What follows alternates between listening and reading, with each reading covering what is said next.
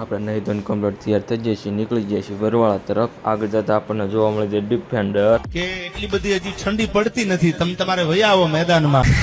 પછી આપણે આગળ જતા જોઈ લીધું સિંહ. પછી આગળ જતા જોઈ લીધું એલિયન. લાવી મસ્તી કરવાની. આપણે પહોંચી ગયા બરવાળા. જોઈ લો તમે બરવાળાનો નજારો. પછી આપણે પહોંચી ગયા ગેરેજ. આવો કાનાભાઈ આવો. વાહ કાનો. આપણે ગેરેજ ખોલી નાખ્યું છે. આપણે આપણા હથિયાર ગોઠવી દીધા છે.